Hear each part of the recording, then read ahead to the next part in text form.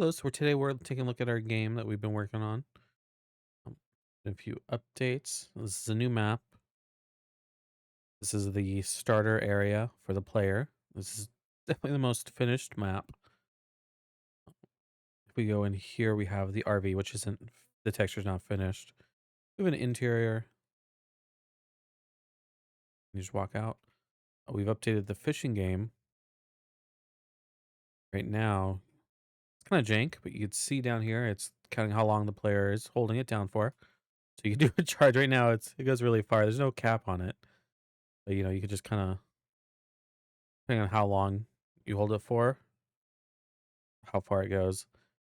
And now you can no longer just fish anywhere. You can only fish in a body of water. You see here, we fished. Now we have this mini game. You have to hit the green zones. You see, you hit it one and it goes away. Now there's a, I guess, a fail state now for the game.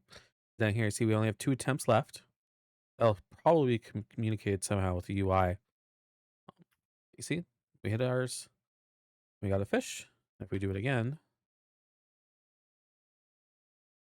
oop, we missed that one. Missed that one again. Oh, we failed that one, so we didn't get any fish. And the game gets progressively harder every time you catch. You see as it spins faster. We're just gonna fish a few fish here. That way we have something to sell. Now, if we go over here, we go to the lake map. This is not finished. As you can see, you're just still walking it. This should eventually have a different body of fish that you can fish from. But right now it doesn't have any.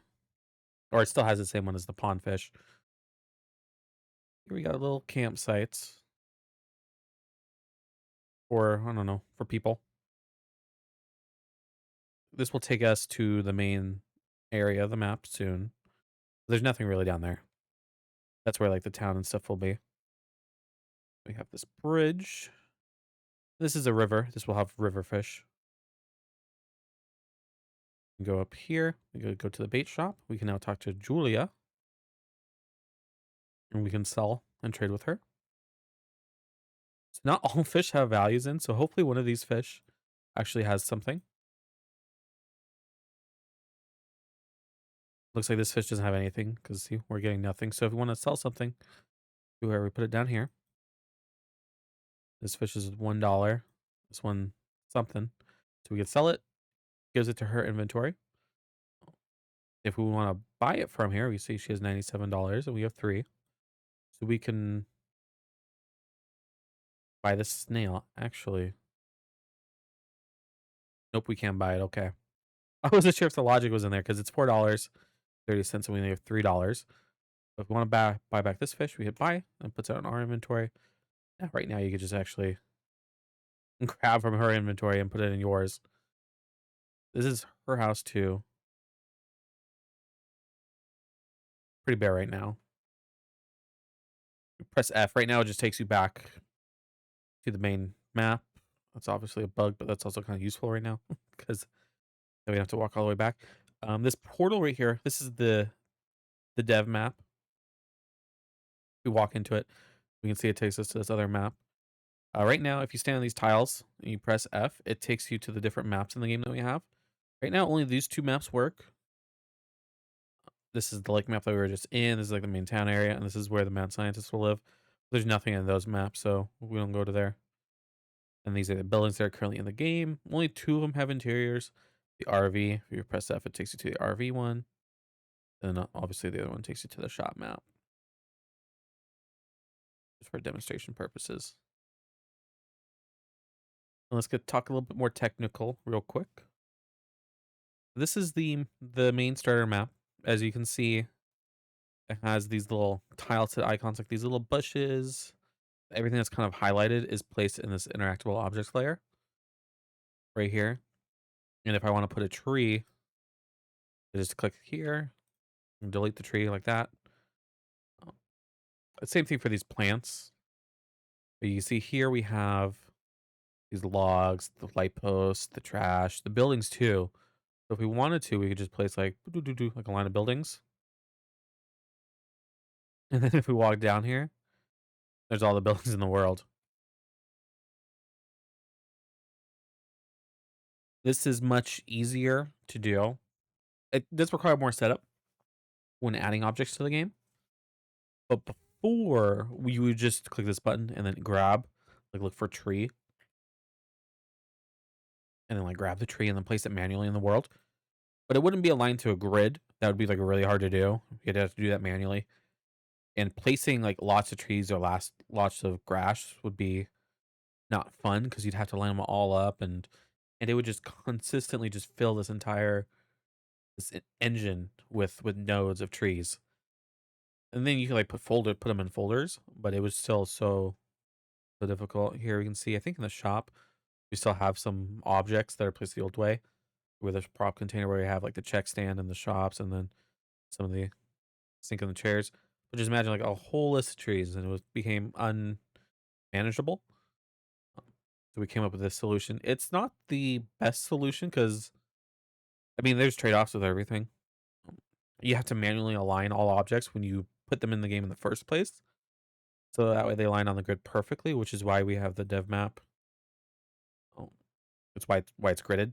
See how it's gridded like this? That was the way when I put an object, I can place it in here and then center it. Like I centered this object how I wanted it to be centered.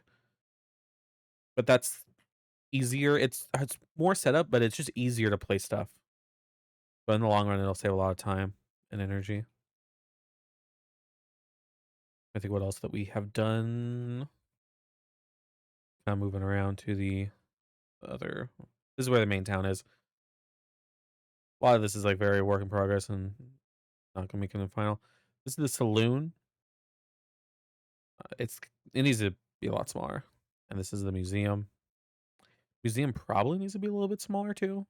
Saloon definitely has to be a lot smaller uh, than the museum. In this game, we want the player to collect stuff and put it in the museum, and then player gets stuff for putting stuff in the museum, like artifacts, fishes, stuff the player finds. I'll put it in the museum. And then over here,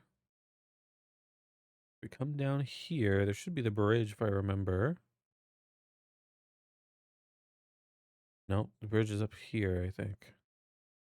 Yeah, here's the bridge. This will take us to the Mad Scientist map, which doesn't really have anything. And this is where, like, I guess, I don't know, whatever building he'll live in will be. And then over here, we'll have a little pond too. So that's kind of it for now. A lot of it's just been set up and cool stuff like that. A lot of nerdy technical stuff that the player's not really going to care about. It's like this tile map layer. But it's making decent progress. Fishing minigame feels more complete now. Oops. Even if it's janky state, it's actually kind of fun to play. My friend must have sped it up, made it harder. There you go. Cotton a leech. Oops. Got another leech. I think what I want to work on next is the weather system. Because the weather system will determine also the kind of fish you can catch too. Some fish you won't be able to catch at all during the weather, like depending on the weather. And some fish will have an increased chance of being caught. But I think that's it for now. Like a lot of little stuff. But this is definitely the most complete part of the game, this little area where the player will live. May need to tone down and stuff.